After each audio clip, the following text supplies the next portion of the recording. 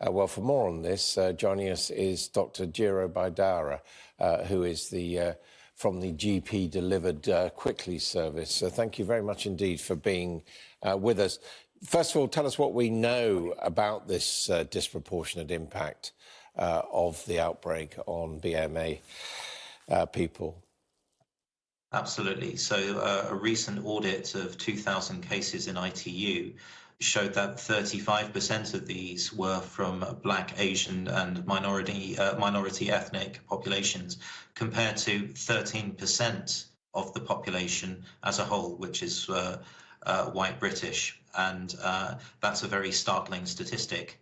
It first came to my attention because clearly I was taking note of any doctor or nurse who was falling to the COVID-19 virus. And many of these seem to, again, be Black or Asian, and I could not see a reason for the disparity. What reasons have you considered? Because it's not, for example, that people from that background, those backgrounds are more represented in frontline services. Could that be a reason?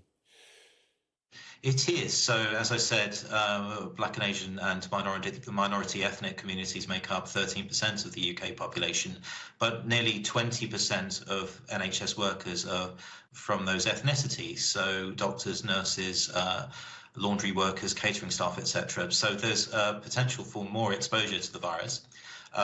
There's also socio-economic factors. So Black and Asian communities tend to live in more overcrowded housing in less affluent areas as well. And that leads to it because you find that there'll be multiple members of different generations living within the same household. So that makes social distancing very difficult, if not impossible.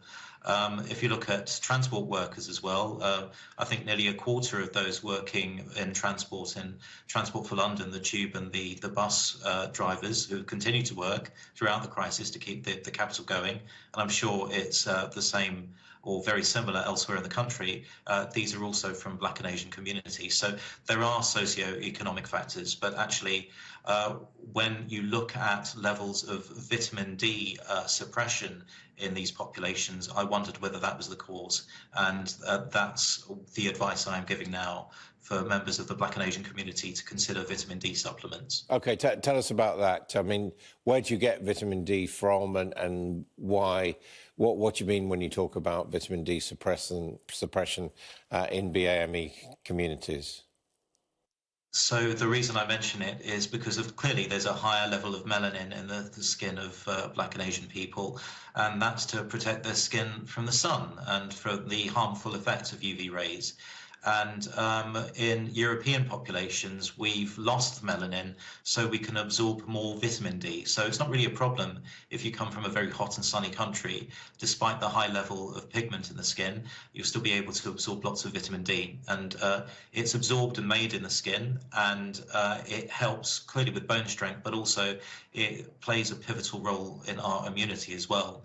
So we know that there tends to be low levels in Black and Asian people, and that also seems to lend to increased risk of respiratory problems and complications, which is probably the reason why it's playing such a major part, or may be playing such a major part in the current pandemic.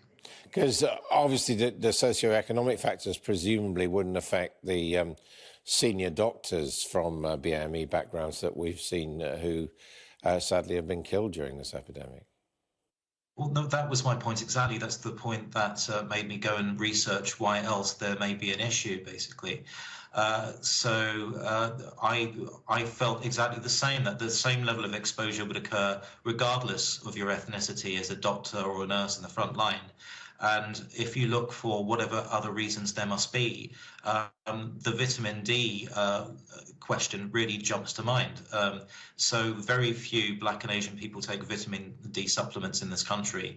We know that for sure. And we also know from BMJ reports, there was one in 2017, that taking a vitamin D supplement is much more likely to reduce the progression of a serious chest infection into pneumonia. So you can extrapolate. There's been a recent PubMed article which specifically cites the use of vitamin D supplementation in the COVID-19 outbreak as a way of perhaps reducing the susceptibility for BAME people. Dr. Bayada, thank you very much indeed. So the advice is take vitamin D supplements, particularly if you've come from those communities.